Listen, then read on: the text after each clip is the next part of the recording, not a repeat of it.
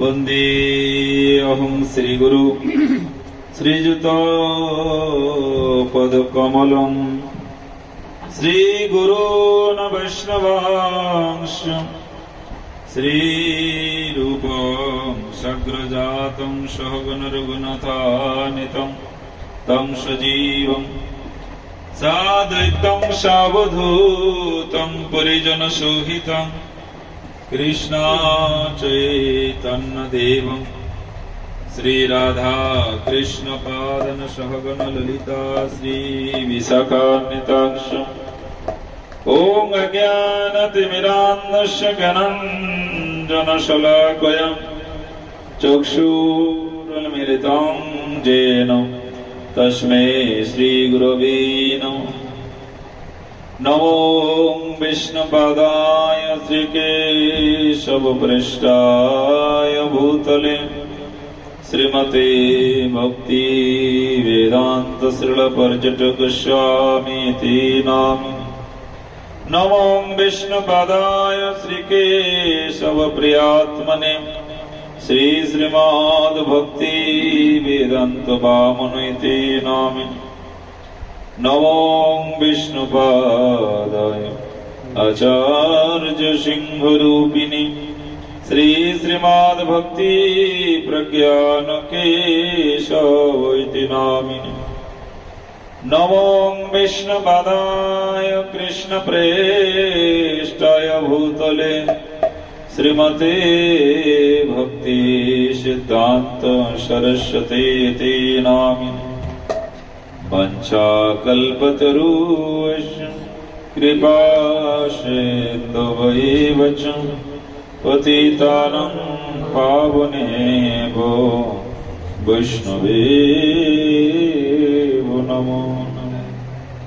सत्यव्रतं सत्यपरं त्रिसत्यं सत्यस्य जोनिं निहितं च सत्यं सत्यस्य सत्यामृतसत्यनेत्रं सत्याकं शरणं प्रपन्नम्।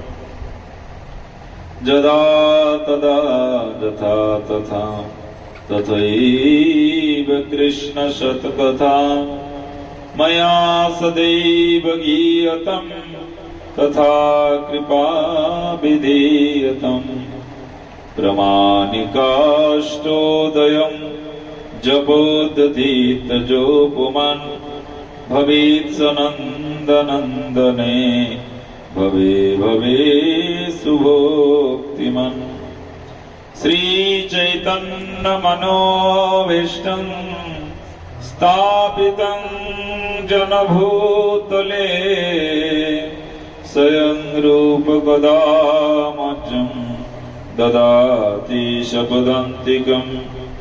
तमामि देवं करुणानिधानं तमालवर्णं श्वेतवतारम् अपार संसार समुद्र सेतुं भगवते भागवतो स्वरूपम्। हे राधे ब्रजदेविके च ललिते हे नन्दसुनकुतो श्रीगोवर्धनकल्पपादपतले कालिन्दिवन्ये कुतो घोषन्ताविति सर्वतो व्रजपुरे खेदैर्महाबिहुलो वन्दे रूपसनातनो रघुजुगो श्रीजीवगोपालको। हरतं संसारं द्रुततरमसारं शिरपते हरतं पापनं विततीव परां जादवपते। औदीननाथ नीत चरणो निश्चितमिदं जगन्नाथ स्वामी नयन पथगामी भवो तुमे। चेतदर्पणमार्जनं भवमाधवाग्निर्वापनं श्रियकैरवचन्द्रिका वितरणं विद्यावधुजीवनं आनन्दं मदिवर्धनं पतिपदो पुण्यमृतास्वादनं सर्वात्मस्नापनं परं विजयते श्रीकृष्ण संकीर्तनम्। जय नामधेय मुनिवृंद गेय जनरंजनाय परमाकृते तमनादरात विनिखिलकृतापविटलं पिलं पशुं तप्त कांचन गौरांगी राधे वृंदावनेश्वरी वृषभानुसुते देवी प्रणमामि हरिप्रिय वृंदाई तुलसी देवै प्रियाय केशवश्च कृष्ण भक्ति पदे देवी सत्यवती नमो नमः। श्री कृष्ण चैतन्य प्रभु नित्यानंद श्री अद्वैत गदाधर शिवसदि गौर भक्त वृंद। हरे कृष्ण कृष्ण कृष्ण हरे हरे हरे राम राम राम हरे हरे। जय सचिनंदन गौर हरि की जय। परम दयाल नित्यानंद प्रभु की जय। जय श्री गौर गदाधर जी की जय। वृंदावन बिहारी लाल की जय। श्रीमती राधा ठाकुरानी की जय। जय श्री राधे जय श्री राधे।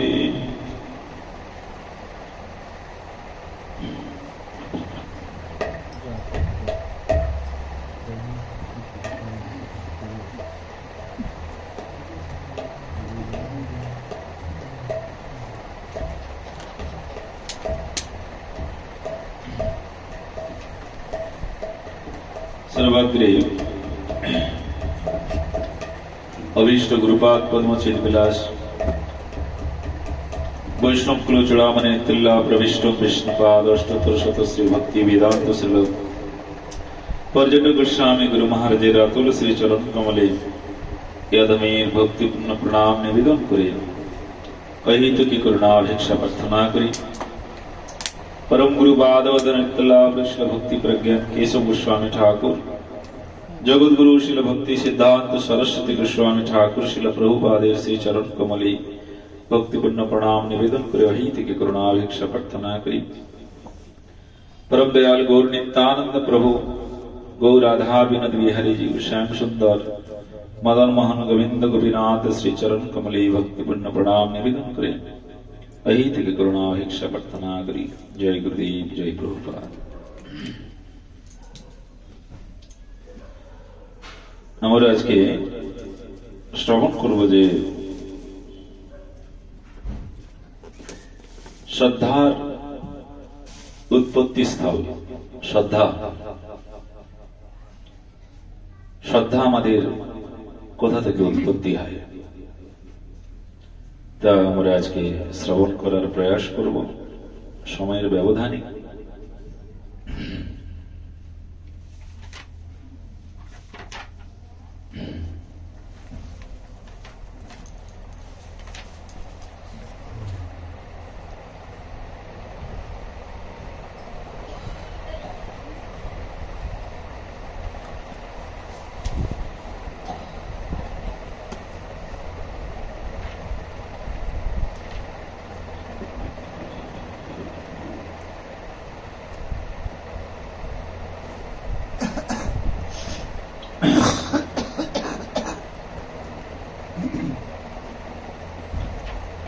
শাস্ত্রে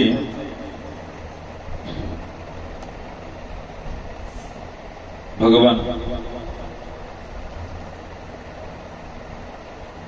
বলেছেন যদিচ্ছয়া মত কথাদো জাত শ্রদ্ধস্তু জপুমানা ন নির্বিঘ্ন নাতি শক্ত ভক্তি যোগস্য সিদ্ধিদ। মানে বলছেন যে ব্যক্তি কোন ভাগ্যক্রমে আমার কথায় আদর যুক্ত হইয়াছে, মানে ভগবানের কথাতে যদি কোনো ব্যক্তির আদর যুক্ত হয় তখন কি হয়, বিষয়ী বৈরাগ্য বা অত্যাসক্তি নাই, তাহার পক্ষে ভক্তিযোগী সিদ্ধিদায়ক হইয়া থাকে। এই জন্য ভগবানের কথাতে যতক্ষণ না আমাদের আদর না হচ্ছে ততক্ষণ বিষয়ের প্রতি বৈরাগ্য আমাদের হয় না। যার যতটা ভগবানের কথার প্রতি আদর হইয়াছে ততটাই বিষয়ের প্রতি তার বৈরাগ্য সাধিত হয়। তাই ভাগবতী বলছেন, শ্রুশ্রুষু শ্রদ্ধাধানস্য বাসুদেব কথারুচি। বলছেন বিষ্ণু তীর্থ পরিক্রমা অথবা সদ্গুরু সেবা ফলে সজ্জন কৃষ্ণ ভক্ত সেবা দ্বারাই সাধুগুরু শাস্ত্র বাক্যে শ্রদ্ধালু ও ভগবত কথা শ্রবণাভিলাষী জনের হরিকথায় আসক্তির উদয় হয়। তাহলে আসক্তির কি করে উদয় হয়? বিষ্ণু তীর্থ পরিক্রমা মানে ভগবানের যে সমস্ত ধাম আছে ধামে পরিক্রমা, সদ্গুরু সেবা মানে গুরুদেবের সেবা এবং কৃষ্ণ ভক্ত সেবা এবং সাধুগুরু শাস্ত্র বাক্যে শ্রদ্ধালু ও ভগবত কথা শ্রবণ অভিলাষী জনের শ্রীহরি কথায় আসক্তির উদয় হয়। তাই মহৎ সংগাদি জনিত সংস্কার বিশেষ দ্বারা যাহার শ্রীকৃষ্ণ সেবায় শ্রদ্ধা জন্মে, যিনি কর্মে অতিশয় আসক্ত বা বৈরাগ্যবান হয় না, তিনি ভক্ত বিষয়ে অধিকারী। এ ভক্তির অধিকারী কারা? যারা সৎসঙ্গ জনিত সংস্কার আছে পূর্বে। আজ সংস্কার বলতে কি? সংস্কার বলতে স্বীকৃতি। যেমন ধরুন এই বালক বয়স থেকে হরিভজন করছে, আর একটি বৃদ্ধা ব্যক্তিকে বুঝিয়েও আপনি করতে পারবেন, তার মানে কি স্বীকৃতি আছে। বালক বয়স থেকে তিলক করছেন, সাধুসঙ্গ করছেন।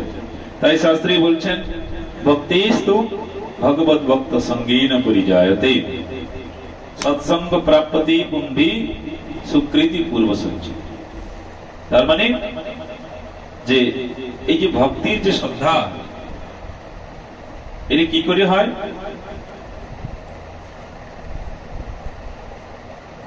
ভক্ত সঙ্গের দ্বারা। মানে এই বালকটি পূর্বে অনেক ভক্ত সঙ্গ করেছেন, অনেক সাধু সঙ্গ করেছেন, আর বলছেন কি সৎসঙ্গ প্রাপ্তি পুম্ভি, অনেক সৎসঙ্গ প্রাপ্তি করার ফলে তার বলেছেন মহান মহান সাধু সঙ্গ হয়ে থাকে। সৎসঙ্গ করার দ্বারাই, সাধু সঙ্গ করার দ্বারাই বলেছেন তার এই ভক্ত সঙ্গ মহান মহান বৈষ্ণব সঙ্গ হতে থাকে। আর মহান মহান ভক্ত সঙ্গের দ্বারা কি হবে? শ্রদ্ধা হবে। আর সেই শ্রদ্ধার দ্বারা কি হবে? সেই শ্রদ্ধার দ্বারা তখন তার ভক্তি, অগাধ ভক্তি সংগ্রাম দেখা যায়, আর তার প্রেম ভক্তি প্রাপ্তির দ্বারা সে ভগবানকে পেয়ে যেতে পারে। এই জন্য শ্রদ্ধাটি শাস্ত্রে বিশেষভাবে বর্ণন করেছেন। শ্রদ্ধাটি বিশেষ গুরুত্বপূর্ণ। আমাদের শ্রদ্ধা, এই যে আমাদের মধ্যে যে যাটুকু শ্রদ্ধা দেখছি, যার যতটুকু পরিমাণ শ্রদ্ধা, এটি পূর্বজন্মের স্বীকৃতি। এই জন্য সাধন ভজন ভক্তির প্রাপ্তিতে আমাদের শ্রদ্ধার বিশেষ ভূমিকা। শ্রদ্ধা বিশেষ চাই শ্রদ্ধা। আর এই জন্যই সেখানে অবধূত এই বালককে গুরু করেছেন। অবধূত ব্রাহ্মণ এই বালককে 24 গুরুর মধ্যে বালককে কেন গুরু করেছেন? বালককে এই জন্যই গুরু করেছেন যে বালকের নির্মল হৃদয়। হ্যাঁ, বালকের নির্মল হৃদয়। আর যতই আমাদের বয়স হতে থাকে ততই আমরা বেশি বেশি পাপ করি, জেনে শুনেই পাপ করি, করি কিনা? বয়স যত বাড়তে থাকবে, জ্ঞান যত বাড়তে থাকে, ততই বেশি বেশি আমরা জেনে শুনে পাপ পূর্ণ করি। কিন্তু বালকরা হচ্ছে নির্মল হৃদয়, স্বচ্ছ হৃদয়। এদের মধ্যে পাপ কোনো বাসাই করে না, এদের মধ্যে কোনো অপরাধী নেই। এই জন্য সেই অবধূত ব্রাহ্মণ বালককে 24 গুরু রূপে বরণ করেছেন। তাই শাস্ত্রী বলছেন যে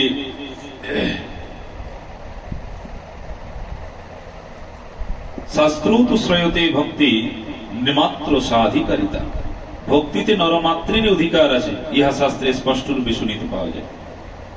ভক্তিতে প্রত্যেকেরই অধিকার। তাই স্বয়ং চৈতন্য মহাপ্রভু বলছেন নিজ জাতি নহে কৃষ্ণ ভজনে অযোগ্য, শতকুল বিপ্র নহে ভজনের যোগ্য। যেই ভজে সেই বড় অভক্ত হীনচার, কৃষ্ণ ভজনে নাহি জাতি কুলাদি বিচার। কৃষ্ণ ভজনে কোন জাতি কুলাদি বিচার নেই। আর যদি চৈতন্য মহাপ্রভু জানা আসত, পূর্বে কালে কি হতো, শূদ্র জাতিরা, এই যে শূদ্র নারীরাও পর্যন্ত এই ভাগবত ধর্ম পালন করার সামর্থ্যবান ছিল না, করতে পারত না। এখনো জগতে অনেক প্রকার এই বর্ণাশ্রম ধর্মের প্রথা আছে। যারা শূদ্র জাতিকে স্পর্শ করতে দেওয়া হয় না, এখনো সে বৃন্দাবনে আসে। যারা অস্পৃশ্য জাতি, যারা নিচু জাতি, তাদের সঙ্গে ব্রাহ্মণরা বসে খাবে না, এখনো আসে অনেক অনেক জায়গায়, জাতিগত ভেদ। কিন্তু মহাপ্রভু এসে কি করলেন দেখুন, আজকে আমাদের সনাতনী মায়েরাও দেখুন আজকে ভাগবত কথা বলছেন, ভগবানের কীর্তন করছেন, কিন্তু এটি মহাপ্রভু আসার পূর্বে ছিল না। এই অধিকার ছিল না। কি অধিকার ছিল? মায়েরা শুধু গৃহেই থাকবে, গৃহে থেকে কুন্তি নাড়বে, রন্ধন কার্য করবে, সংসারে কার্য করবে, এইটুকুই ছিল। কিন্তু মহাপ্রভু আসার পরেই সমস্ত দেখুন সনাতনী মায়েরা দেখুন বাড়িতে থেকেই ধর্ম পালন করছেন, হরিনাম করছেন, কীর্তন করছেন, ভগবানের আরতি করছেন, হ্যাঁ, ভগবানের কথা বলছেন। এটি মহাপ্রভুর অশেষ কৃপা। তাই শাস্ত্রী বলছেন, তাবৎ কর্মাণি কুর্বন্তি কুর্বীত ন বিনিবদ্ধেত যাবতা মদ কথা শ্রবণাদ বা শ্রদ্ধা যাবন্ন জায়তে। যতদিন পর্যন্ত না বিষয়ে নির্বিদ জন্মে, আমার কথায় শ্রদ্ধা উৎপন্ন না হয়, ততদিন পর্যন্ত নিত্য নৈমিত্তিক কর্মসমূহের আচরণ করিবে। যতক্ষণ না আমাদের ভগবানের প্রতি নিষ্ঠা, ভগবানের কথাতে যতক্ষণ না আমাদের ভক্তি না হচ্ছে, ততক্ষণ জগতের সমাজের জীবকে, এই বহির্মুখ জীবকে ততদিন পর্যন্ত নৈমিত্তিক কর্ম করতে হবে। নিত্য কর্ম একমাত্র নৈমিত্তিক কর্ম। নিত্য কর্ম কি? একমাত্র ভগবানের সেবা নিত্য কর্ম। এই যে ভগবানের সেবাটাই নিত্য কর্ম, আর সব নৈমিত্তিক। যতক্ষণ না ভগবানের প্রতি অগাধ ভক্তি আমাদের না হয়, শ্রবণে রুচি না হচ্ছে, ততক্ষণ আমাদেরকে নৈমিত্তিক কর্ম করতে হবে। শাস্ত্রেই বলছে নিত্য নৈমিত্তিক কর্মসূবের আচরণ করিবে, যতক্ষণ না আমাদের ভগবানের প্রতি অগাধ ভক্তি না জন্মাচ্ছে। তাই শাস্ত্রে এখানে বলছেন যে বিষয়াসক্ত জীবের স্বভাবত কর্মে অধিকার। যারা বিষয়ের প্রতি আসক্তিবান তাদের কর্মের অধিকার আছে। আর নিত্য নৈমিত্তিক কর্মের অনুষ্ঠানে অন্তঃকরণ শুদ্ধ হইয়া জ্ঞানে অধিকার লাভ হয়। আর কি বলছেন? নিত্য নৈমিত্তিক কর্মের অনুষ্ঠানে অন্তঃকরণে আমাদের জ্ঞান হয়ে যায়। জ্ঞানেন তু অজ্ঞানম যেসং নাশত আত্মনম। আর সেই অদ্বৈত জ্ঞান, পরম তত্ত্ব জ্ঞান আমার হৃদয়ে প্রবেশ করে কি করে? আমার মধ্যে অজ্ঞানতা অন্ধকার তম রাশিকে নিবৃত্তি করে দেয়। জ্ঞানম তৎ অজ্ঞানম যেসং নাশিত আত্মনম। সেই অজ্ঞান রাশিকে আমাদের নিবৃত্তি করতে হবে। কিসের দ্বারা? এই পারমার্থিক জ্ঞানের দ্বারা। ভগবানের নাম শ্রবণ কীর্তন যে জ্ঞানের দ্বারা আমাদেরকে বলেছেন, অজ্ঞান রাশিকে নিবৃত্তি করতে হবে। আর অজ্ঞান রাশি, তম রাশি যতক্ষণ নিবৃত্তি না হচ্ছে, ততক্ষণ আমাদের মধ্যে অজ্ঞান আছে। আর অজ্ঞান মানে কি? অজ্ঞান মানেই হলো এই দেহাদির প্রতি মোহতা। এই দেহ আমার, পুত্র পরিবার সজ্জন বন্ধু বান্ধব আমার, এটি অজ্ঞান। এই অজ্ঞান রাশি তখনই যাবে যখন আমরা ভগবানের কথাতে রুচি জন্মাবে। রুচি, তাই ভগবানের কথাতে আমাদের বিশেষ করে রুচির প্রয়োজন। তাই শাস্ত্রী বলছেন যে হে রাজন, যিনি অহংভাব অথবা সকল কর্তব্য পরিত্যাগ পূর্বক সর্বতভাবে পরম স্মরণীয় শ্রী হরির শরণাগত হন। হরির শরণাগত যিনি হবেন, তার দ্বারা কি হবে? তিনি সাধারণ মানবীর ন্যায় দেবতা, ঋষি, ভূতগণ, সজ্জন, পিতৃলোকের কিঙ্কর হন। দেখেন, যিনি অহংভাব পরিত্যাগ করে, যার মধ্যে অহংকার থাকবে না, কোন প্রকার অহংকার থাকবে না, অহংকার পরিত্যাগ করে যিনি সর্বতভাবে পরম স্মরণীয় শ্রী হরিরই শরণাগত হয়ে যাবে, শাস্ত্রী বলছেন সে সাধারণ মানবের মতন দেবতা, ঋষি, ভূতগণ, সজ্জন পিতৃলোকের কোনো কিঙ্কর হবে না। কি হবে? সাক্ষাৎ স্বরূপ, ভগবত স্বরূপ প্রাপ্ত হয়ে যাবে। এই জন্য বলা হয়েছে যারা হরিভজন করেন তাদের সংসারে কোনো ঋণ নেই। যারা হরিভজন করেন তাদের কোনো পিতৃঋণ, মাতৃঋণ, ভূমি ঋণ, কোনো কিছু ঋণ থাকবে না। যারা করবে না তাদের ঋণ হবে, আর ঋণ পরিশোধ করতেই হবে। এই সংসারে সুখী তারাই হন যাদের ঋণ থাকে না। যাদের ঋণ থাকে না তারাই সুখী। যাদের ঋণ থাকে তারা সুখী হয় নাকি? তারা সুখী হয় না। এই জন্য আমাদেরও এই সংসারে থাকাকালীন আমাদের প্রচন্ড ঋণ হয়ে যায়। এই ভূমি ঋণ, মুনি ঋষিদের ঋণ, নাকি এই যে জল গ্রহণ করছি, বায়ু গ্রহণ করছি, ঋণ তো দিতেই হবে। বিনা ট্যাক্সই তো দিতে হচ্ছে আমাদেরকে। এই ঋণ কি করে পরিশোধ হবে? একমাত্র হরি ভজনের দ্বারা। শরণাগত ভক্ত বৎসল ভগবান শ্রী হরির চরণে শরণাগত না হওয়া পর্যন্ত আমাদের ঋণ কোনোদিন মুকুব হবে না। ঋণ কোনোদিন আমাদের শোধ হবে না। তাই বলছেন অতএব মহৎ কৃপা প্রাপ্ত শ্রদ্ধালু ভক্তি ভগবত অজ্ঞভঙ্গ না হওয়া, অঙ্গাভক্ত দোষ স্পর্শ করে না, বরং তিনি ভগবানের অতি প্রিয়। এই জন্য মহৎ ব্যক্তির জগতে, এই জন্য জগতে আমাদের মতন দিনহীন পামরকে করুণা করার জন্য জগতে মহাযজ্ঞ আসেন, এই গুরুবর্গরা আসেন, গোস্বামীগণ আসেন, আমাদের মতো দিনহীনকে করুণা করার জন্য, করুণা করার জন্য। তাই শাস্ত্রে বলছেন যে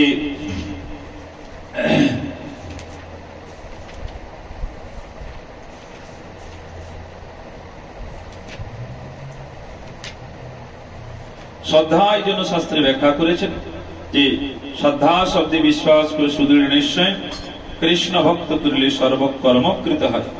তাই শ্রদ্ধা শাস্ত্রে ব্যাখ্যা করেছেন সেই শ্রদ্ধা আমাদেরকে দৃঢ়তার সহিত রাখতে হবে। শ্রদ্ধা, সেই শ্রদ্ধাটা যেমন তেমন করলে হবে না।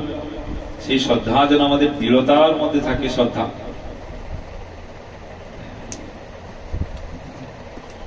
শ্রদ্ধা যেন দৃঢ়তার সহিত আমাদের মধ্যে থাকে। আর বিশ্বাস কিরকম বলছেন? সেই শ্রদ্ধা যার প্রগাঢ় হবে, শ্রদ্ধা যার অতি প্রগাঢ় হবে, তার মধ্যে বিশ্বাস চলে আসে। বিশ্বাস, ভক্তিতে বিশ্বাস, হ্যাঁ, প্রেম লাভ এই প্রবর্তন। এই জন্য ভক্তিতে যদি বিশ্বাস না থাকে তাহলে প্রেম হবে না। ভগবানের চরণে প্রেম হবে না যদি ভক্তিতে বিশ্বাস না থাকে। তাই শাস্ত্রী এখানে বলেছেন এই ভক্তিতে যে বিশ্বাস আমাদের হবে, তাহলে শ্রবণ, এই শ্রবণ যে শাস্ত্রের সর্বক্ষেত্রে শ্রেষ্ঠ ব্যাখ্যা দিয়েছেন, যে শ্রবণ, ভগবানের কথা শ্রবণ, এই শ্রবণ তাহলে আমরা কিরকম ভাবে করব? শ্রবণ যে আমরা করছি, শাস্ত্রী বলেছেন যে প্রত্যেকের শ্রবণে কিন্তু আমাদের কল্যাণ হবে না। সমস্ত ব্যক্তির মুখ থেকে হরিকথা শুনে আমাদের কল্যাণ হবে না, প্রেম হবে না। ইত্যাদি বিষয়ে ব্যাখ্যা করেছেন শাস্ত্রী খুব সুন্দর করে, যে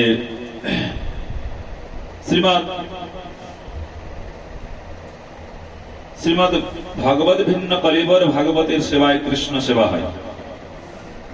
কৃষ্ণ সেবা সেবকের নিত্য ধর্ম। কি কৃষ্ণ সেবা? নিত্য ধর্ম সেবকের, মানে আমারও সেবক, আমাদের নিত্য ধর্ম কি? কৃষ্ণ সেবা।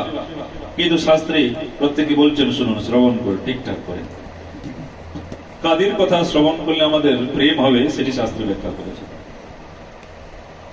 তাই কৃষ্ণ সেবা সেবকের নিত্য ধর্ম, কিন্তু এটি উপজীবিকা নয়। উপজীবিকা নয় মানে কি?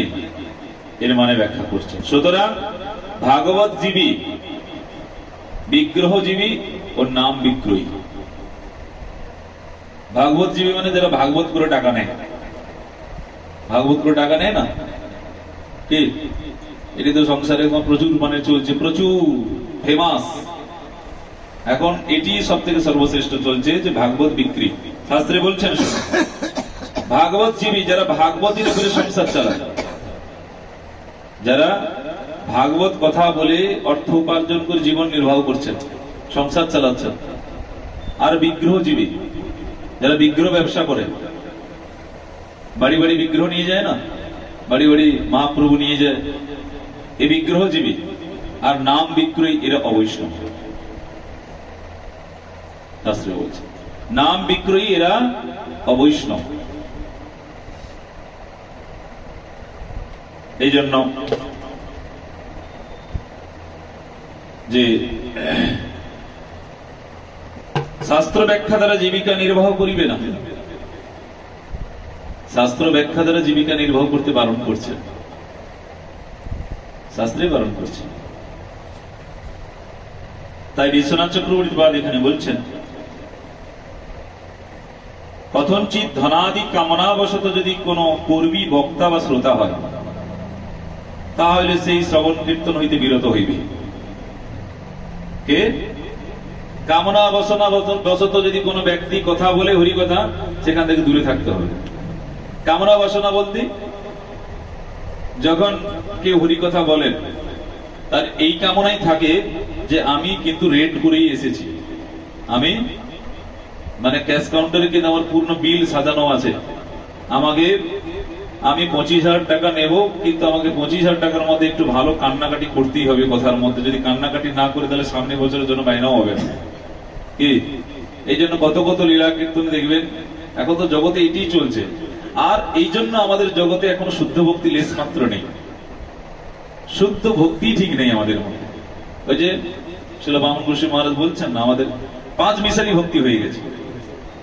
তিলক মালা করছি ঠিকই, কিন্তু শুদ্ধ ভক্তি নেই। তিলক মালা প্রচুর করছে, এখন প্রচুর পরিমাণে বেড়ে গেছে, সকলেই তিলক মালা করছে, কিন্তু হৃদয়ের মধ্যে শুদ্ধ ভক্তি এখনো প্রকাশ হয় না। হ্যাঁ, শুদ্ধ ভক্তি প্রকাশ হয় নাই যতক্ষণ না পর্যন্ত সেই গৌড়ীয় সিদ্ধান্ত, গোস্বামীগণের সিদ্ধান্ত ধারা যতক্ষণ না প্রবেশ না করছে, তার মধ্যে শুদ্ধ ভক্তি কোনোদিনই প্রবেশ করবে না। তাই শ্রীল পূর্বাচার্য ছিল ভক্তি বেদান্ত শ্রীল বামন গোস্বামী মহারাজের কথা দিয়ে গুরুবর্গরা বলছেন, আমাদের ভক্তির মধ্যে যদি 5 মিশালি যদি ভক্তি প্রবেশ করে যায় তাহলে শুদ্ধ ভক্তি আর থাকবে না। 5 মিশালি ভাবনা, আমাদের 5 মিশালি ভাবনাটা বেশি আছে, এই 5 মিশালি ভাবনা থাকলে হবে না। তাই কামনা বাসনা বশত যদি কোনো কর্মী বক্তা বা শ্রোতা হয় তাহলে বলছেন শ্রবণ কীর্তন হইতে বিরত হইবে। কামনা বাসনা মানে তাহলে ওনার প্রথমেই তো কামনা আছে যে আমি এত বিল করে আমি এসেছি, নাকি? প্রথমে কামনাটা কি? যে আমার এত বিল হয়ে গেছে, এত রেট করাই আছে আমার, এ তো কামনাই। সেই কামনা বশত কোন ব্যক্তির হরিকথা শুনলে প্রেম হবে, শাস্ত্রে বলছে। তাহলে যে শ্রবণ কীর্তন হইতে বিরত হইবে, অর্থাৎ ফলভোগী কর্মীর ফলভোগের ব্যাঘাত হইলে কীর্তন বন্ধ হইয়া যায়। আর যদি আপনি কম টাকা দেন না, তাহলে দেখবেন আর কীর্তন হবে না ঠিকঠাক। হবে আপনি কম টাকা দিন আর দেখবেন বাজেট যেমন দেবেন তেমনি আপনার গান হবে। আর লীলা কীর্তনে যে কথা বলেন না, তত্ত্ব কথা তো নাই, তত্ত্ব কথা কিছু নেই। ওদের প্ল্যানিং কিরকম করা থাকে, 3 ঘন্টা যদি কীর্তন করে না, প্রায় 1.5 ঘন্টার উপরে শুধু ফালতু কথা বলে কীর্তন করে ছেড়ে দেবে। আর সার কথা 1 ঘন্টা বলবে, তারপরে বলবে কোথায় ঝাড়ু রাখবে, কোথায় কুলো রাখবে, কোথায় হাত রাখবে, কোথায় ঘুমাবে, এই সমস্ত কথা, রসতত্ত্ব কথা, সিদ্ধান্তমূলক গোস্বামী পাদগণের কথা কোনোই নেই। আর একটু কান্নাকাটি করবে, একটু নাচবে, ক্লাসিক্যাল, যেগুলো জগতের মানুষের চমৎকারিতা একটু মনোহর হয়। আর জগতের মানুষ তো চমৎকারিতা দেখতে ভালোবাসে, চমৎকারিতা কোথায়, যেটা ক্লাসিক্যাল গান কোথায় হবে, আর একটু নাচানাচি কোথায় হবে। বাহ, বড় পাঠক সত্যি, রোগার যা ক্লাসিক্যাল গান গান করলো না, আর ক্যাসিও ট্যাসিও বাজিয়ে ধুমধাম। আমাদের পরম গুরু মহারাজের একটি কথা আমরা গুরু মহারাজের কাছে শুনেছি, যখন পরম গুরু মহারাজ চুঁচুড়া মঠে আছেন, পরম গুরুদেব, তো পরম গুরু মহারাজের অনেক শিষ্যগণ প্রচার আদি থেকে এসেছেন, প্রচার আদি থেকে এসেছেন। তো পরম গুরু মহারাজ জিজ্ঞাসা করছেন, তোমাদের প্রচার কার্য কেমন হলো, প্রচার কার্য কেমন হলো? বলছেন, গুরুদেব প্রচার যা হয়েছে অপূর্ব, সেই নিত্য কীর্তন, কি নাচানাচি সকলে, আর সকলেই বলেছে যে সামনে বছর আবার যেতে হবে, নাম্বারও নিয়ে নিয়েছি। তখন পরম গুরু মহারাজ বলছেন, প্রচার হয় নাই, তোমাদের প্রচার হয় নাই। কেন? তোমরা সত্য ধর্মের কথা জগতে প্রকাশ করতে গেছো, যেটি শাস্ত্র সত্য সেই কথাটি তোমরা প্রকাশ করতে গেছো, তাতে মানুষ আনন্দিত হবে না কেন? তাতে তো বরং শোকাহত হবে যে সে পালন করতে পারছে না, সে বড় দুঃখ প্রাপ্ত করবে, সে আনন্দ হচ্ছে কি করে? তাহলে তোমাদের প্রকৃত এখনো প্রচার হয়নি। জগতের জীব যখন শাস্ত্রের সত্য কথা শুনবে না, তখন সে কাঁদবে, সে তখন যে আমি সংসারে কি করছি, আমি তাহলে কিছুই করতে পারছি না। সে আনন্দিত হবে কি করে? আনন্দিত হওয়ার কথা না, তার বরং শোকাহত হওয়ার কথা যে আমি কিছুই পালন করতে পারছি না এই সংসারে থেকে। তখন বরং গুরুরাজ বলছেন তোমাদের প্রচার ঠিকঠাক হয় না, সত্য ধর্মের প্রচার তোমাদের ঠিক হয় না। তাই শাস্ত্রী বলছেন যে কর্মীর ফলভোগীর ব্যাঘাত হলে কীর্তন মন্দ হইয়া, তজ্জন্য শ্রীমদ ভাগবতী বিনা পশু নাদ অর্থাৎ পশু ঘাতি ব্যাধি ব্যতীত আর কেউ হরিকথা শ্রবণে বিরত হইবে। তাই এখানে পদ্মপুরাণে বলছেন অবৈষ্ণব মুখোদ গীর্ণং পূতং হরিকথামৃতম শ্রবণং নৈব কর্তব্যং সর্বোচ্ছিষ্টং যথাপয়। এই জন্য আমাদের ভক্তির বেহাল পরিস্থিতি এই জন্যই, আমরা যা দেখি তারই কথা শ্রবণে খুব রুচি হয়ে যায়। কি সুন্দর বলছেন তো, বাহ, কত কত কীর্তনীয় ভালো গান করছে, কত ভালো গান করে না। ভক্তিবিনোদ ঠাকুরের জৈব ধর্ম পড়বেন, তাহলে ভালো করে জানা যাবে জৈব ধর্ম। হ্যাঁ, তো পদ্মপুরাণে বলছেন অবৈষ্ণব মুখ মুখোদ্গৃহ্ণং পূতং হরিকথামৃতম শ্রবণং নৈব কর্তব্যং সর্বোচ্ছিষ্টং যথাপয়। মানে যদি কোন ব্যক্তি অবৈষ্ণব হয়, গুরু পদাশ্রয় না করে, সদ্গুরু পদাশ্রয় না করে, প্রসাদ সেবী না হয়, অবৈধ সঙ্গ যদি থাকে, সেসব ব্যক্তির কথা যদি কেউ শ্রবণ করে, যতটুকু ভক্তি ছিল সব ডাউন হয়ে যাবে। বোঝা গেল? শাস্ত্রী বলছেন, আমাদের কথা নয়, শাস্ত্রী কথা। অবৈষ্ণব মুখোদ্গীর্ণং পূতং হরিকথামৃতম। যেমন শাস্ত্রে বলছেন শ্রবণং নৈব কর্তব্যং সর্বোচ্ছিষ্টং যথাপয়। মানে দুটো গ্লাসে আপনি দুধ রাখুন, যদি একটি গ্লাসে দুধের সর্প মুখ দেয়, সাপ মুখ দেয়, দেখতে কিন্তু সাদাই থাকবে দুধটি, কিন্তু সেই সর্প যে দুধটায় মুখ দেবে, সেই দুধটা যদি কেউ পান করে তাহলে কি হবে? মারা যাবে। কিন্তু দেখতে একই, এই জন্য সাধু দেখতেই একই। এখন সকলেই সাধুর কাপড় পরে নিতেও পারে নাকি, সকলে তো তিলক করে নিতে পারে। বাজারে গিয়ে এমন এখন যেমন সকলেই করছে, মালা ঝোলা কিনে নিয়ে হরিনাম করেই ফেলছে। ওর কি আছে, দরকার কি আছে গুরু পদার্থ করে? হরিনাম তো ঝোলা মালা পাওয়াই যাচ্ছে এখন, এখন তো দিয়েই দেওয়া হচ্ছে। এখন করো হরিনাম করো। হ্যাঁ, আমাদের মানে আমাদের গুরুবর্গদের কাছে দেখেছি বা শুনেছি যতটুকু সময় থেকে, ওহো গুরুবাদ আমাদের এখন এগুলো দিনকে দিন ফ্যাশন হয়ে যাচ্ছে আর কি। গুরুবর্গরা বলতেন যে যতক্ষণ না সাত্বিক না হবে ততক্ষণ হরিনাম করতে পারবে না। আগে আহার শুদ্ধিকরণ করো, তারপর হরিনাম করো আগে, কি? আর এখন কি, খাবে খাও, চালিয়ে যাও হরিনামটা। তুমি মোটামুটি আমার দলেই থাকো। এলআইসি এজেন্ট জানো তো, এলআইসি রোজ ভ্যালি এলআইসি মতন এজেন্ট। আমার দলটা ভারী থাকলেই হবে। তুমি প্রেম ধর্ম প্রাপ্তি করেছো কি না করেছো, উদ্ধার হবে কি না হবে সেটা বলতে পারবো না, দলেই থাকো মোটামুটি। কিন্তু এইভাবে দলে থেকে লাভ, শুদ্ধ ভক্তি যতক্ষণ প্রাপ্তি না হচ্ছে। গুরুবর্গরা দিতেন, বলতেন যতক্ষণ না তুমি সাত্বিক আহার গ্রহণ না করবে ততক্ষণ তোমার হরিনামই হবে না। আপনি করো, তুমি রেখা ধরে আমি হরিনাম অভ্যাস করতে পারো, কিন্তু মালা ঝোলা নেই তোমার অধিকার থাকবে না। এই জন্য শ্রবণাং সেই অবৈষ্ণবের মুখ থেকে শ্রবণ করলে হবে না। সেই সর্প যেমন দুধে মুখ দেওয়ার মতো বিষক্রিয়া, সেরকম বলছেন জীব তার ভক্তি নষ্ট হয়ে যাবে। অবৈষ্ণব এবার আপনি বুঝবেন কি করে? এই জন্য সাধু সঙ্গ করার বিশেষ দরকার আছে, বৈষ্ণব সঙ্গ করার দরকার আছে। জেনে নিতে বৈষ্ণবরা বলবে যেটি শ্রবণের যোগ্য, ইনারই কথা শ্রবণ করো। এই জন্য প্রভুপাদ বলেছেন শ্রবণ সকলের মুখে চলবে না। অনেক কিছু ভালো ভালো কীর্তন করতে হবে, দেখা গেল সে গুরুপদাশ্রয় করে নাই, সৎ গুরুপদাশ্রয় করে নাই, সে প্রসাদ ভোজীও নয়। কত কত কীর্তনী আছে তারা প্রসাদ ভোজী নয়, তারা কীর্তনের শেষে গিয়ে বিড়ি খায়, চাও খাচ্ছে, পানও খাচ্ছে। হ্যাঁ, প্রায় এদিকে শতাংশ প্রায় আছে, দেখুন হরিনাম করছে মুখ লাল হয়ে গেছে, লালে লাল, পান খেয়ে খেয়ে মুখ লাল হয়ে গেছে। হ্যাঁ, তার সামনে যদি কথা বলো আপনার মুখ লাল হয়ে যাবে, থুতু বেরিয়ে বেরিয়ে। তো এই সমস্ত শুদ্ধাচারী না হওয়া পর্যন্ত এই পরব্রহ্ম নাম আমাদের মধ্যে নির্গত হবে না। তাই শাস্ত্রেই বলেছেন সেবন মুখ হি জিহাদু স্বয়ং মেব স্ফুরত্তা।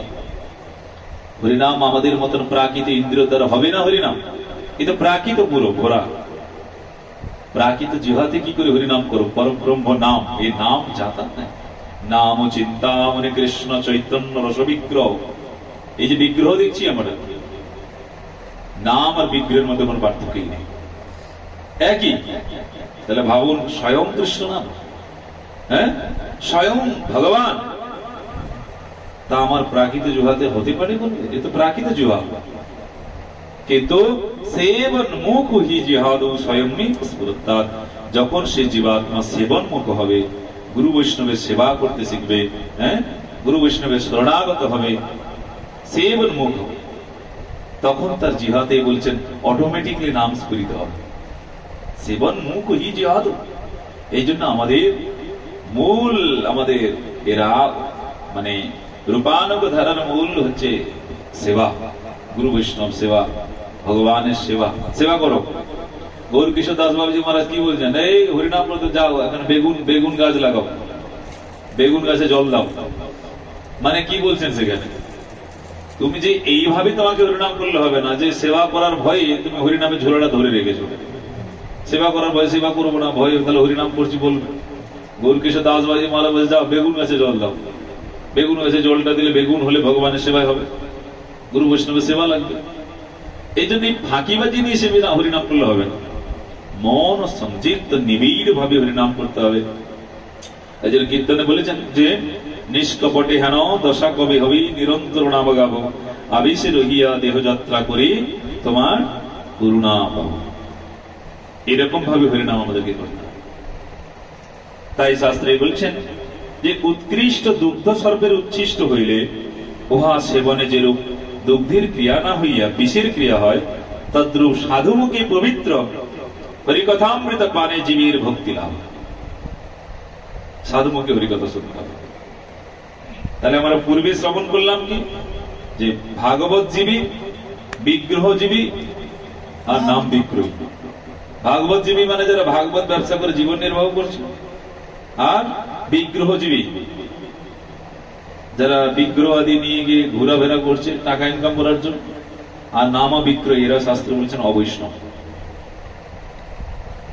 অবৈষ্ণব এদের মধ্যে হরিকথা শুনলেই কল্যাণ হবে না, আমাদের কল্যাণই হবে না।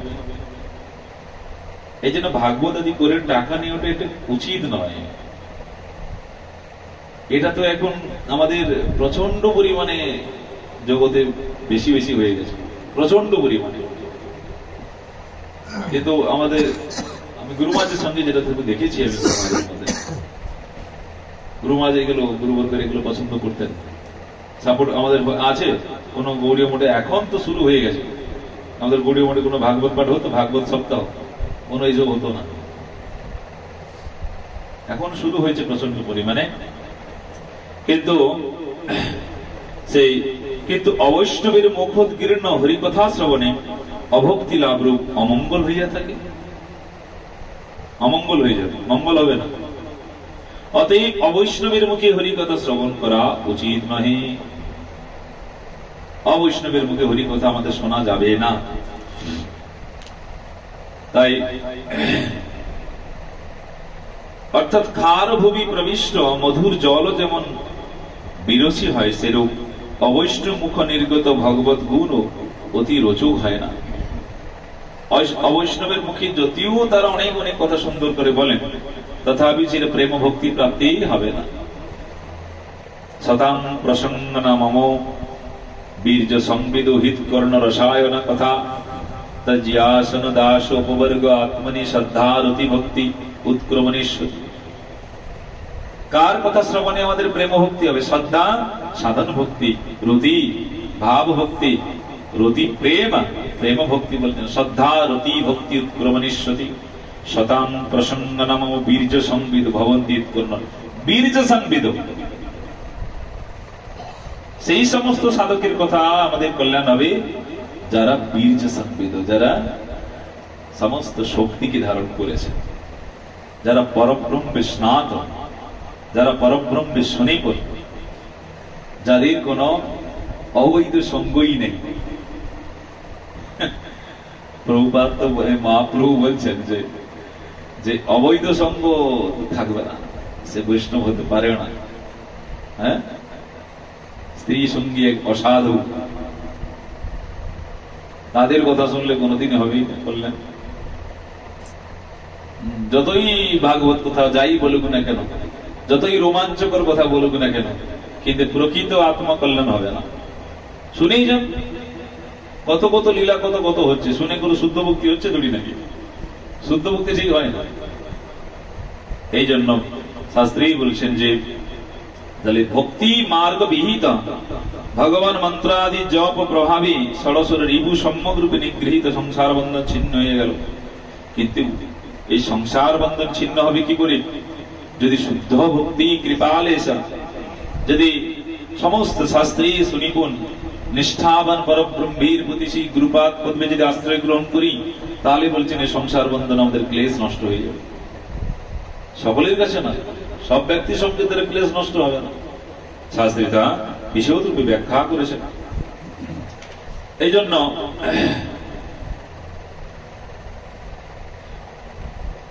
উদ্ধবজি মহারাজ এখানে ভগবান আরো বলছেন যে সাধু সমাগমী জীবগণের পরম লাভজনক হইয়া থাকে। কৃষ্ণ ভক্তি জন্মমূল হয় সাধু সঙ্গ, নাকি? কৃষ্ণ ভক্তি জন্মমূল হয় সাধু সঙ্গ। এই জন্য বলছেন আমি মানব, আমি দেবতা, আমি বালক, আমি যুবক ইত্যাদি যে অনাত্মক, অর্থাৎ অনাত্ম দেহে আত্মবুদ্ধি, এই অবিদ্যা দ্বারাই হলো এইরূপ বুদ্ধি হয়।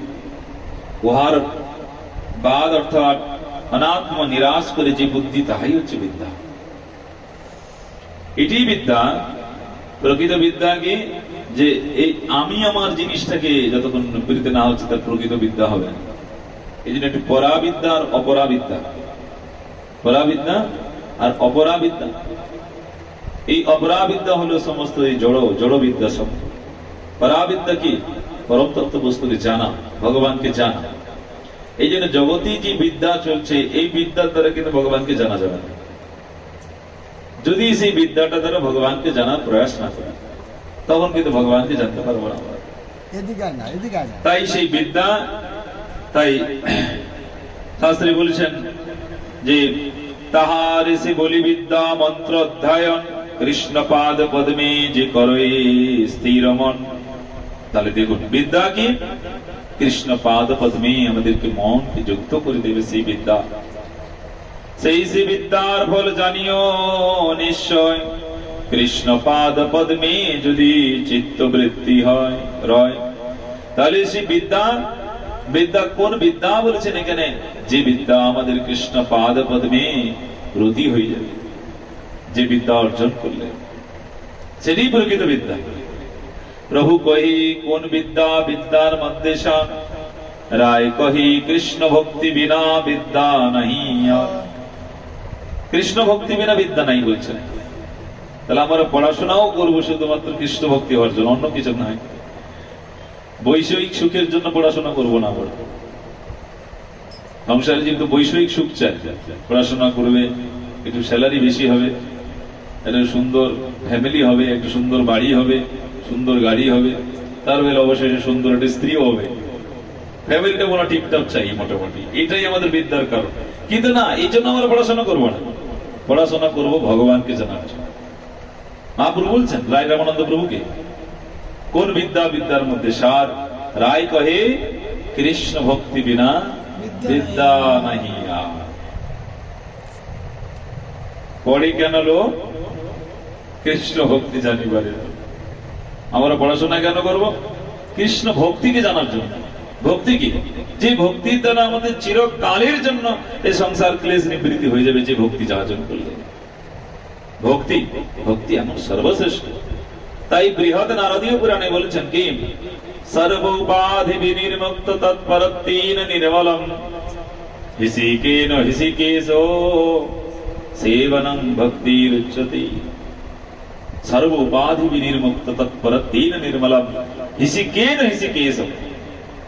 সমস্ত উপাধি থেকে, উপাধি এই যে জ্ঞান কর্ম, আমরা ভাবি যে আমার জ্ঞানের দ্বারা আমি ভগবানকে জেনে যাব, আমার শক্তি সামর্থ্য দ্বারা ভগবানকে জেনে যাব, আমার বিদ্যার দ্বারা ভগবানকে জেনে যাব, এই সমস্ত অতিক্রান্ত করে বলছেন সর্ব উপাধি হিসিকেন হিসিকেশম সেবনং ভক্তিরুচ্যতে, একমাত্র সেবা, এটি সর্বশ্রেষ্ঠ ভক্তি। তাই রূপ গোস্বামী পাদ বলছেন ভক্তি রসামৃত অন্নাবিলাসিতা শূন্য জ্ঞান পরমদনাবৃত মানুকুল্লীন কৃষ্ণ অনুশীলন ভক্তির উত্তমা। উত্তমা ভক্তি কি? সমস্ত অভিলাষ পরিত্যাগ হয়ে যাবে, আমাদের কোন অভিলাষ থাকবে না। কি এই আমরা শ্রবণ করলাম না যে প্রভু ভক্ত প্রার্থনা করছেন যে আমি আমার সংসারের সমস্ত ঝামেলা নিবৃত্তি হয়ে সুখ ফিরে আসুক, আমি এই জন্যই আপনার ভজন করছি। হ্যাঁ, আমার সংসারে ঝামেলাগুলো নিবৃত্তি হয়ে সব ঝামেলাগুলো প্রভু যাক, একটু যেন সুখ আসে আমার সংসারে, এই জন্যই আমি ভজন করছি না। আমি এই জন্যই ভজন করছি না যে আমার পূর্বের প্রারব্ধ কর্মগুলো নষ্ট হয়ে যাক, আমি এই জন্য ভজন করছি না।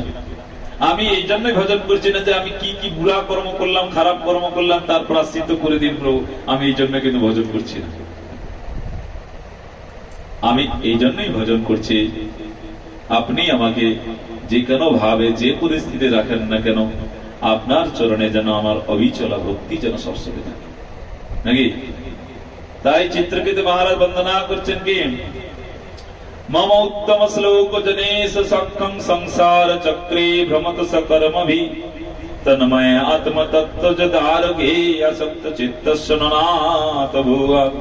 হে প্রভু, হে উত্তম শ্লোক, হে কেশব, মম উত্তম শ্লোক জনেশু, প্রভু আপনি আমাকে আমার কর্মবন্ধন, আমার প্রারব্ধ কর্মের দ্বারা আপনি আমাকে সংসারে যেই জড়িতে আমাকে আপনি প্রেরিত করেন না কেন, যেখানে আপনি আমাকে পাঠান না কেন, আমি রাজি, কিন্তু আপনার ভক্ত যেন আমার বন্ধু হয়, আপনার ভক্ত যেন আমার বন্ধু হয়।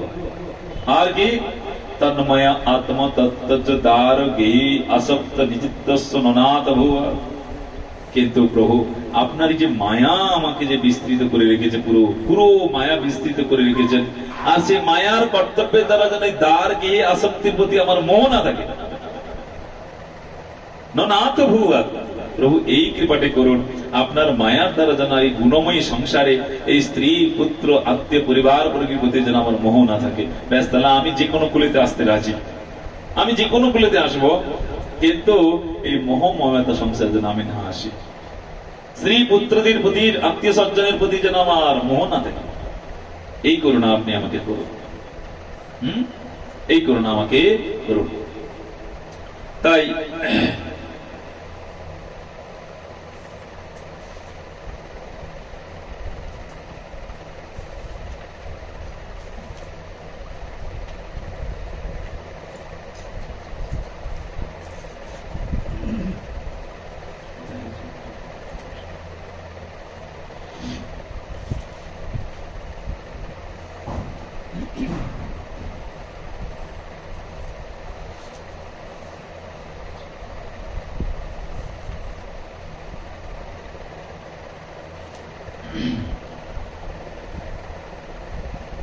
শাস্ত্রে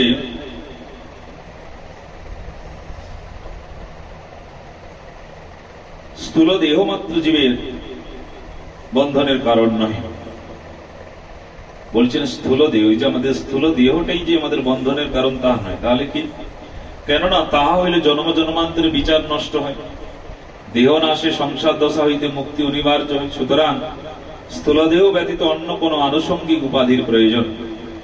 জীবের দেহ নাশ হইলেও যাহার সংসর্গ চুক্তি হয় না, বরং যাহাকে সম্বল রূপে গ্রহণ করে জীব জন্মান্তরের ভোগ করে, সেই উপাধি সূক্ষ্ম দেহ বা লিঙ্গ শরীর। আচ্ছা, সেই আলোচ্য শ্লোকে লিঙ্গ শরীর জীব শব্দে অভিহিত হইয়াছে।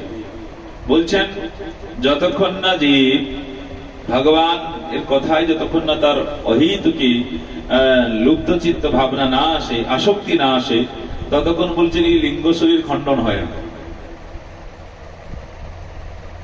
এই জন্য ভক্তিবিনোদ ঠাকুরের সেখানে নামাষ্টকে কীর্তন করেছেন যে স্বল্প মাত্রা স্ফূর্তি পায়, উগ্রতাপ দূরে যায়, লিঙ্গ ভঙ্গ হয় অনায়াসে।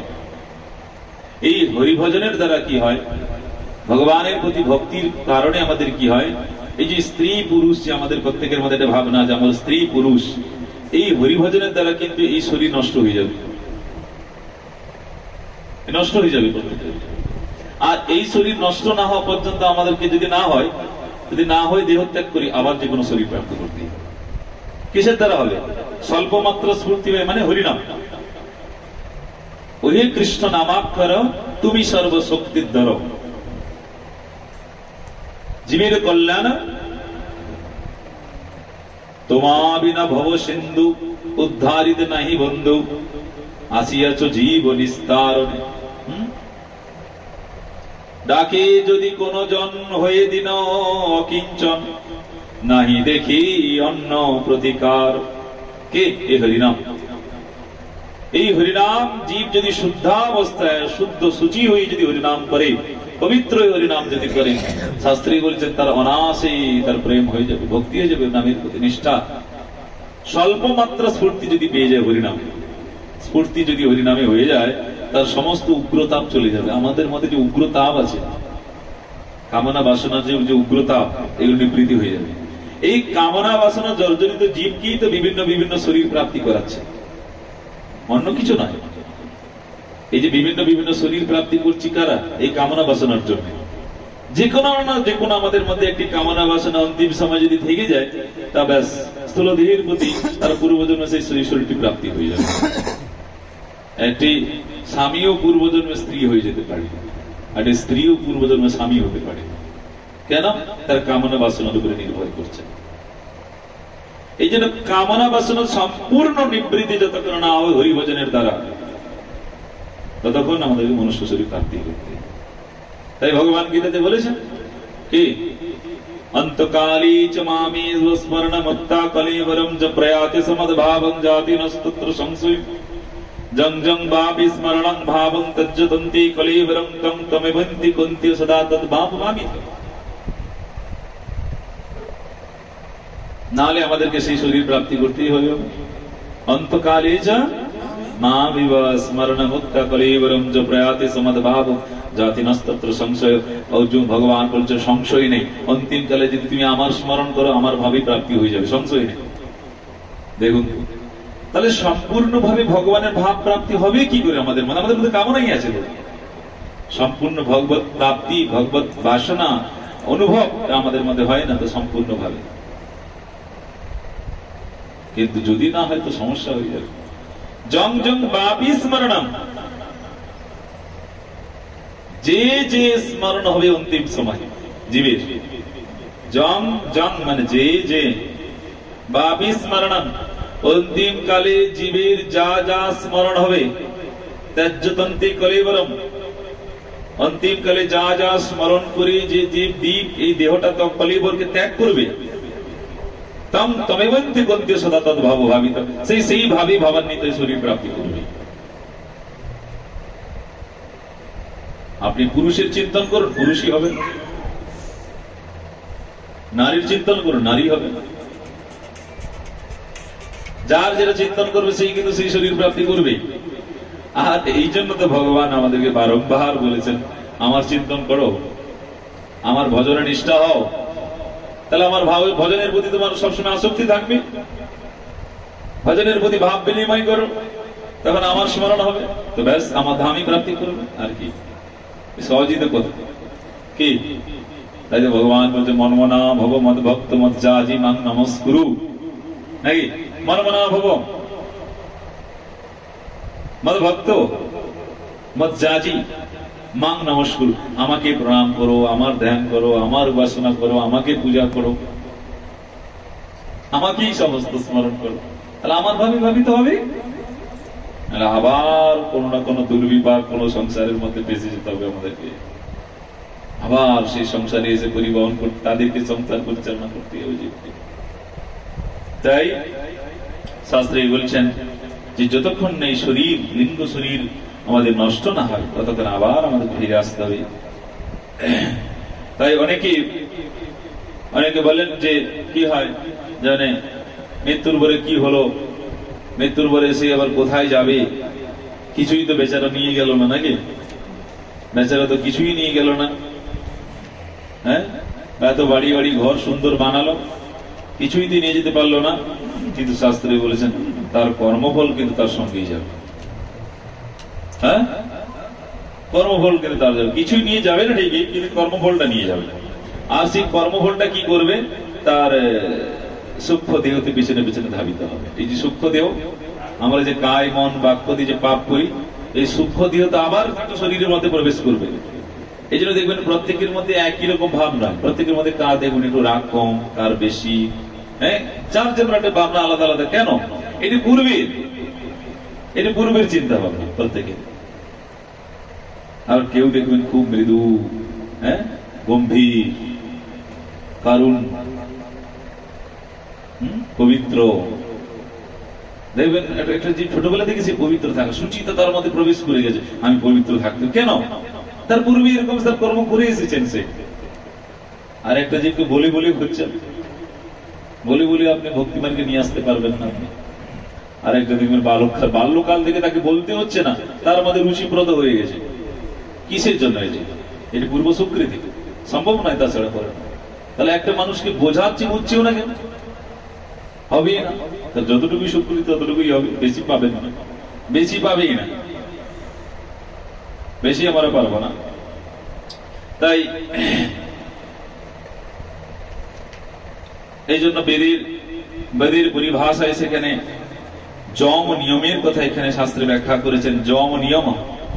আর সেই নিয়মের ক্ষেত্রে শাস্ত্রে বলছেন, ভগবান বলছেন যে নিয়ম কি? সূচ, যেটা আমাদের প্রত্যেককে পালন করা প্রয়োজন।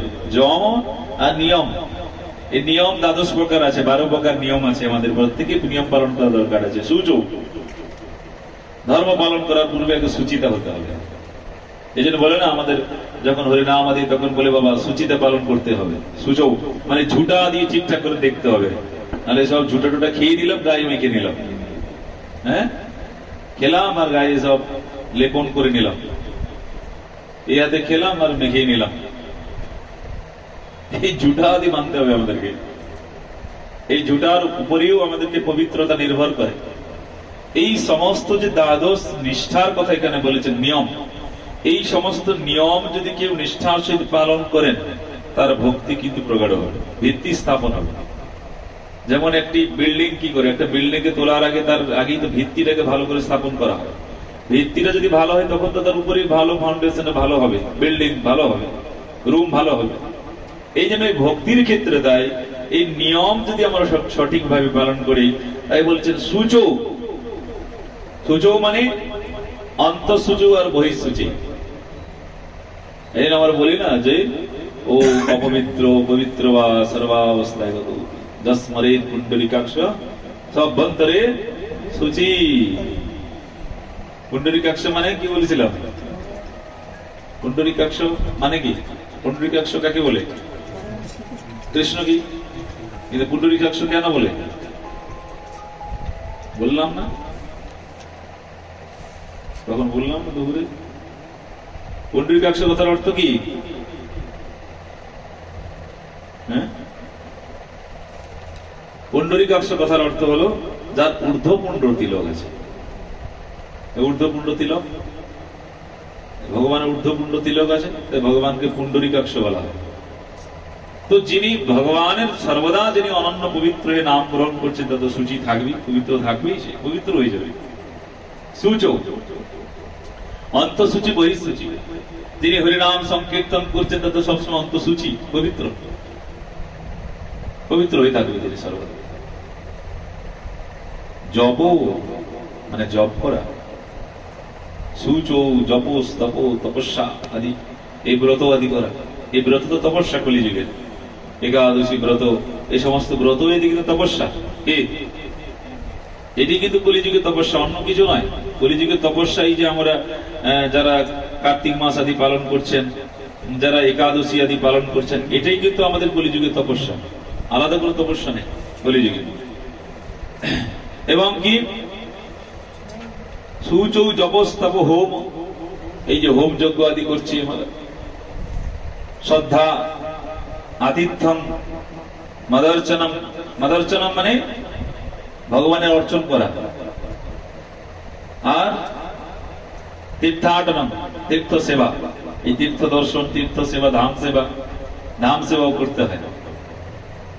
আর আচার্য সেবনম মানে গুরু সেবা। এগুলো প্রত্যেক শিষ্যের মধ্যে যেন থাকা চাই। এগুলো যদি ঠিকঠাক না করে তাহলে তার মধ্যে ভক্তি ঠিকঠাক হবে না। এই জন্য দীক্ষা নেওয়ার পরে গুরু সেবা করা দরকার আছে। দীক্ষা নিয়ে নিলাম আর গুরুদেবের সঙ্গে কোনো যোগাযোগ নেই। গুরুদেব কোথাও আমি জানি না, আছে কিনা জানি না। অনেক জায়গায় শোনা যায় মহারাজ নিয়েছিলাম তো অনেক সময় আগে, কিন্তু এখনকার জানি না কোথায় আছে। গুরুদেব কোথায় আছে জানি না আগে। হ্যাঁ, এরকম কিন্তু অনেকেই আছে যে গুরুদেব তো দিয়েছিল ঠিকই, কিন্তু কি দিয়েছিল মনেও নেই, কিন্তু দীক্ষা হয়ে গেছে আমার। এগুলো চলবে না। এই জন্য জগতে গুরু নামে প্রচুর পরিমাণে বেরিয়েছে। গুরু প্রচুর প্রচুর গুরু আছে এখন জগতে, কিন্তু শুদ্ধ সাত্বিক গুরু পেতে করতেই হবে। গুরু যদি সঠিক না হয় তাহলে কিন্তু সমস্যা আছে। এই জন্য বলেছে না যে আপনার হচ্ছে কামক গুরু আর কি অসৎ চেলা, দুই নরকে গেলাম। ক্রোধী গুরু কামক চেলা, দুই নরকেই গেলাম। দুইজনই নরকেই যাবে অনন্তকালের জন্য, থাকো নরকেই। এই জন্য বাবা গুরু করণটা একটু ঠিকঠাক করে নিতে হবে। এই জন্য যে ভালো ভালো যিনি, এখন এটাই হয়, যিনি ভালো একটু কথা বলতে পারছে উনি গুরু। দেখা গেল তার কোন সদাচারই নাই, সদাচারই নাই। একটু যদি কেউ ভাগবত কথা বলে দেয়, ইনিই মনে হয় আমার গুরু।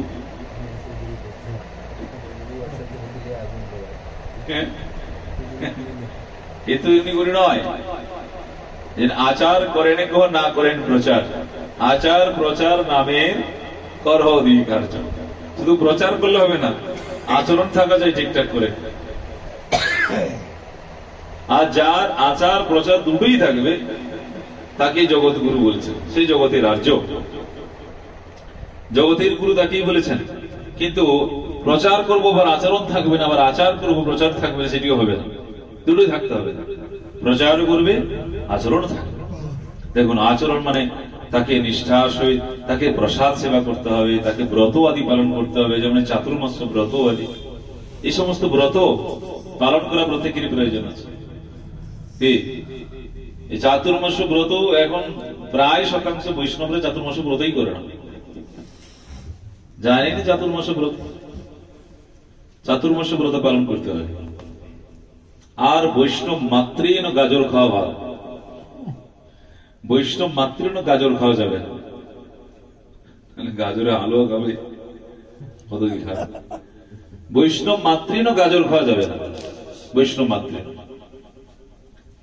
এই জন্য গোস্বামী চাতুর্মাস ব্রতের কথা বলেছেন। এগুলো বৈষ্ণবী বিধি আমাদের পালন করতে হবে। যতই ডিজিটাল যুগ চলুক না কেন, এখন ডিজিটাল যুগ, ডিজিটাল যুগে এখন কতটা সস্তা হয়। সস্তা ধর্ম কোনটা আছে বলুন? হালকা কিছু আছে কি? তাহলে বলুন, বেশি কঠিন পার্সন করতে পারবো না। হালকা হয়ে গেছে, কিন্তু ধর্ম তো আর হালকা নয় বাবা, ভগবান তো আর হালকা নয়, ভগবান ভারী বস্তু। হালকা যত সাধন ভজন যত হালকা দিয়ে দিবেন, তাহলে সব হালকাই হয়ে যাবে, হাওয়াতে উড়িয়ে নিয়ে পালাবে, হাওয়াতে উড়িয়ে নিয়ে চলে যাবে হালকায়। এই জন্য প্রত্যেকে স্ব গুরুপাদ পদ্মে অগাধ নিষ্ঠা, গুরুপাদ পদ্মে ভক্তি, গুরুবর্গরা গুরুদেব যা আমাদেরকে আদেশ করে গেছেন সেই রকম ধারা অনুযায়ী আমাদেরকে চলতে হবে। এবং শুদ্ধ ধারা আমাদেরকে দেখে নিতে হবে। শুদ্ধ ধারা আছে কিনা, কার্তিক মাস আদি চাতুর্মাস ব্রত পালন করছি কিনা। হ্যাঁ, কার্তিক মাসও ঠিকঠাক করে, দামোদর মাসও পালন করতে হবে ঠিকঠাক করে। দামোদর মাসে যে সমস্ত আহার আদি বর্জন, সেগুলো আমাদেরকে ঠিকঠাক করে করতে হবে। অর্থাৎ দামোদর মাসেও তো দেখেছি অনেক জায়গায় বেগুনও খেয়ে নিচ্ছে। আমার তো রাধাকুণ্ডে থাকি, দেখেছি অনেক জায়গায় মানুষ যায় ওই বৃন্দাবন পরিক্রমা করতে, খুব সস্তায় করে দেয়, ফ্রিতে অনেক জায়গায় করে দেয়। কিন্তু ফ্রিতে করে দিলে কি হবে, কিন্তু বেগুন খাওয়াচ্ছে আর কি। আমি আমাদের সঙ্গে দেখা হলো, অনেকে মহারাজ কি করবো, কোথায়, না ওইখানে। আচ্ছা সব ঠিকঠাক নিয়ম কানুন তো? না মহারাজ বেগুন খাওয়াচ্ছে। আমি বলছি সস্তায় থাকুন আপনি, আপনাকে তো যে কোনো একটা সস্তা নিতে হবে। হ্যাঁ, আবার অনেকে বলে ধামে সব চলে, কিন্তু এসব চলবে না। এগুলো আমাদেরকে ঠিকঠাক করে দেখে দিতে হবে যে আমাদের এগুলো ঠিকঠাক করে পালন হচ্ছে কিনা। আর শাস্ত্রী ইত সম্বন্ধে শাস্ত্রী অনেক ব্যাখ্যাও করেছেন যে একাদশী গত কার্তিক মাস আমাদের সম্পূর্ণ প্রত্যেক বৈষ্ণবদেরকে চাতুর্মাস ব্রত, নির্মাক রামানন্দী সম্প্রদায় চাতুর্মাস ব্রত পালন করে। রাজেন্দ্র দাস বাবাজি মহারাজ রামানন্দী সম্প্রদায়ে তার চাতুর্মাস ব্রত কঠোরভাবে পালন করে। চাতুর্মাস ব্রত পালন করতে বৈষ্ণব মাত্রেন চাতুর্মাস ব্রত পালন করতেই হয়, বৈষ্ণব মাত্রে। যারা শাস্ত্রে বলছে যারা অসমর্থ তাদের ক্ষেত্রে আলাদা ব্যাপার, যারা অসমর্থ তাদের ক্ষেত্রে আলাদা ব্যাপার, তারা পালন করতে পারবে না। কিন্তু সমর্থবান ব্যক্তিদের ক্ষেত্রে বলছে চাতুর্মাস ব্রত পালন করতেই হবে। তাই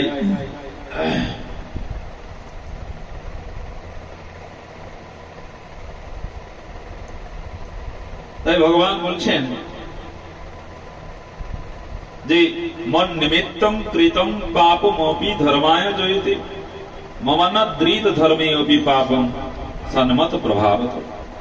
ভগবান উদ্ধবকে বলছেন দেখো, আমার নিমিত্তে যদি কোনো কৃত পাপ হয়ে থাকে আমার নিমিত্তে, তাহলে সেটিকে আমি ধর্মই করে দিই।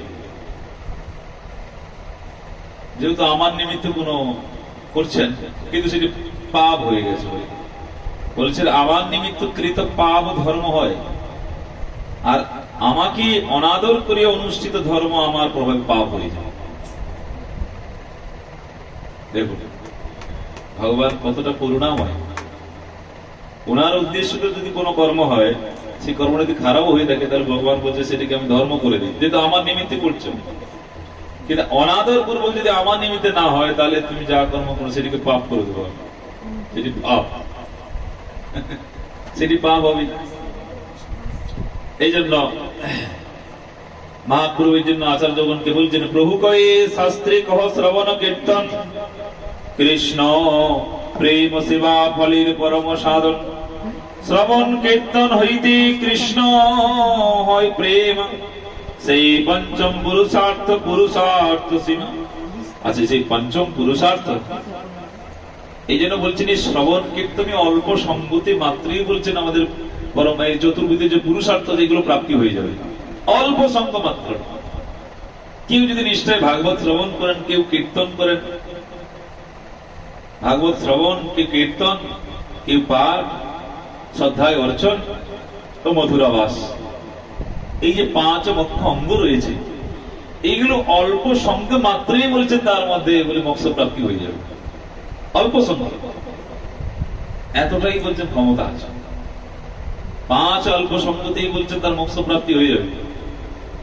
কিন্তু বৈষ্ণব তার মুক্তি চাইছে না, মুক্তি তো চাইছে না, কিন্তু বলছেন যদি কেউ নিষ্ঠার সহিত নিরপরাধ যুক্ত হয়ে যদি পরিণাম, এই জন্য বলছেন শাস্ত্রে যে ভজনের মধ্যে সর্বশ্রেষ্ঠ নববিধা ভক্তি, কৃষ্ণ প্রেম কৃষ্ণ দিতে ধরে মহাশক্তি। ধরে মহাশক্তি বলেছেন এই নববিধা ভক্তির মধ্যে। তার মধ্যে সর্বশ্রেষ্ঠ নাম সংকীর্তন, নিরপরাধে নাম লইলে পায় প্রেমধন। তো হরিনাম তো করবো, কীর্তন তো করবো, এখন অপরাধ যদি থাকে তাহলে প্রেম হবে না। তো নিরপরাধে নাম লইলে পায় প্রেমধন। এখন যদি অপরাধ থাকে তাহলে প্রেম ধন হবে কি করে? আর মূল তো প্রয়োজন প্রেম ধন, নাকি? আমাদের মূল প্রাপ্তি কি প্রেম ধন। প্রেম ধন যদি প্রাপ্তি না হয় তাহলে তো আমাদের মতো শুধু যন্ত্রের মতন নাম জপ হয়ে যাবে, যন্ত্রের মতন নাম জপ হয়ে যাবে আমাদের। যন্ত্র কি আর কথা বলে? এই যন্ত্রকে আপনি ওই সুইচ দিয়ে দিবেন, সারাক্ষণ হরিনাম হয় না একটা একটা মেশিনে, এটা সুইচ দিয়ে দেবেন, সারাদিন হরিনাম করতেই আছে, হরে কৃষ্ণ কৃষ্ণ কৃষ্ণ হরে হরে রাম রাম রাম বলতেই আছে বলতেই আছে। এই যন্ত্রের মতন হয়ে যাবে বলছে। যদি অপরাধ আমাদের মধ্যে থেকে থাকে তাহলে বলছেন সে যন্ত্র হয়ে যাবে, অনুভব হবে না, অনুভব হবে না হরিভজনে। আর হরিভজনে বাস্তবিক পক্ষে আমাদের অনুভব প্রয়োজন, বাস্তবিক অনুভব চাই। আর অনুভব তখনই হবে উৎকণ্ঠা। যে সাধকের মধ্যে সাধন ভজনে প্রচন্ড উৎকণ্ঠা আছে তার সাধন ভজন অনুভব হবে। অনুভব চাই সাধন ভজনে। এই জন্য গোস্বামীগণ শাস্ত্রে বিশেষ করে ব্যাখ্যা করেছেন বৃহৎ রূপে। এই জন্য প্রত্যেক সাধক সাধিকাগণ সাধন ভজনে অনুভব চাই। আর অনুভব যদি না হয় কি হবে? আমাদের বিপ্লব প্রভু, সাধন ভজনে যদি অনুভব না হয় কি হবে? কি বলে? এই যে পাখা চলছে, অনুভব হচ্ছে হাওয়াটা? হ্যাঁ, হাওয়াটা অনুভব হচ্ছে? কি অনুভব? ঠান্ডা লাগছে, এটি একটি অনুভব। অনুভব। এরপর শীতকালে যদি পাখাটা চালায়, প্রচন্ড শীতকালে যদি পাখা চালানো হয় তখন অনুভব হবে। তখন সেই অনুভবটা বারবার বলে ফ্যানটা বন্ধ করো। কি বলছে? অনুভব। এটা বলাচ্ছে স্কিন বলছে আমাকে, এই স্কিনটা বলছে তুমি জলদি জলদি ফ্যানটা বন্ধ করো। কি বলছে কিনা? এখন ওই স্কিনটা বলছে দেখো ফ্যানটা বন্ধ করো না, ফ্যানটা চালাও, গরম লাগছে আমার। ওই অনুভব। এই সাধন ভজনে অনুভব চাই। সাধন ভজনে যদি অনুভব না থাকে, গোস্বামীগণ বলছেন সাধন ভজনে যদি অনুভব না থাকে তাহলে তুমি জানবে তোমার শিথিল ভজন হচ্ছে। শিথিল ভজনে শিথিলতা, হৃদয় দুর্বলতা। হৃদয় দুর্বল ব্যক্তিদের মধ্যে সাধনে শিথিলতাই দেখা যায়। এই জন্য গোস্বামীগণ বলছেন ভজনে যেন হৃদয় দুর্বল না থাকে। আমাদের হৃদয় দুর্বল। আবার ওই গতকাল শ্রবণ করলাম উৎসাহ নিশ্চয় ধৈর্য তত্ত্ব কর্ম প্রবর্তনাৎ সঙ্গ ত্যাগা তত বৃত্তি সর্ববিভক্তি প্রসিদ্ধতি হবে। যদি সাধন ভজনে উৎসাহ না থাকে, উৎসাহ যদি আমাদের সাধন ভজনে ঠিকঠাক না থাকে, ভক্তি প্রসিদ্ধ প্রাপ্ত হবে না। ভক্তি জননীকে তো প্রসিদ্ধ প্রাপ্ত করতে হবে, প্রসিদ্ধ প্রাপ্তই করতেই হবে ভক্তি জননীকে। এই জন্য সাধন ভজনে আমাদের নিষ্ঠা বিশেষ প্রয়োজন। সাধন ভজনে নিষ্ঠাঘাত প্রয়োজন। এই জন্য দেখুন নিষ্ঠা উৎকণ্ঠার কথা শাস্ত্রে বলছেন। যেমন যশোমতী মা ভগবান কৃষ্ণ দামোদরকে যখন বন্ধন করলেন, কৃষ্ণকে গোপালকে বন্ধন করলেন, সাধকের যদি উৎকণ্ঠা না থাকে ভগবত করুণা কোনোদিনই হবে না। এই জন্য উৎকণ্ঠা চাই আমাদের। তাই যশোমতী মা কিন্তু প্রথমেই ভগবানকে বন্ধন করতে পারে নাই। প্রথমে কি বন্ধন করেছে নাকি? পারছেই না বন্ধন করতে। ভগবানের উদর আর কতটুকু, আর বাচ্চা কৃষ্ণ, তথাপি বন্ধন করতে পারছে না। এই জন্য আমরা যদি কিছু কেউ ভেবে থাকি কোন সাধক যে এই যা করছি এই যা আর হয় নাকি, কোন সাধক যদি মনে করে দেখ এই যা আর আমি বেশি হই, এই মনে করে আমার ভগবত প্রাপ্তি হয়েই যাবে, এই যদি ভেবে থাকেন, ভাবতেও পারেন, মন তো আছে, ভাবতেও পারেন, ভাববার কি আছে, ভাবতেও পারেন। কিন্তু যশোমতী মা প্রথমে ভগবানকে বন্ধন করতে পারে না, আর ভগবান বন্ধন করাচ্ছেও না। কেন? যশোমতী মায়ের যতক্ষণ না প্রবল উৎকণ্ঠা না হচ্ছে ততক্ষণ ভগবত করুণা হচ্ছে। দেখুন, এই জন্য ভক্তির উৎকণ্ঠা আর ভগবানের করুণা দুটো যখন মিলিত হয়ে যাবে তখন ভক্ত ভগবান বন্ধন হয়ে যাবে। বন্ধন হয়ে গেল কিনা? এই জন্য তো ভগবান বলছেন এখন আমাকে বন্ধন করাবে না মাকে, আমি এখন বন্ধন দিব না। মায়ের আগে প্রচন্ড উৎকণ্ঠা হোক। কি মা বলছে আজকে আমি তোমাকে বেঁধেই ছাড়ব। যখন ব্রজাঙ্গনাগণ, ব্রজবাসী, ব্রজ গোপীগণ বলছেন এই যশোদে তোমার ভাগ্যে বন্ধন নেই, তুমি পুত্রকে বন্ধন করতে পারবে, আর মা গুসা হয়ে যাচ্ছে, আমার ছেলেকে আমি বন্ধন করতে পারবো না, কে বন্ধন করবে?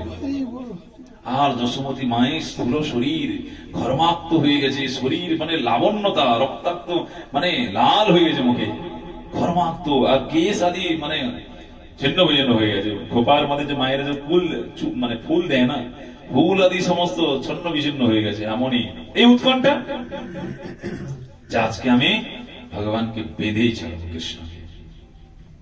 আর ভগবান দেখুন অবশেষে কি করলেন, যোগমায়াকে বললেন দেখো আর আর মাকে কষ্ট দেওয়া যাবে না, সাধককেও সাধিকাকে আর কষ্ট দেওয়া যাবে না, ও পরিপক্কতা হয়ে গেছে আমার সাধন ভজনে, আর বেশি দূরে থাকা যাবে না, এখন দর্শন দিতেই হবে নাকি।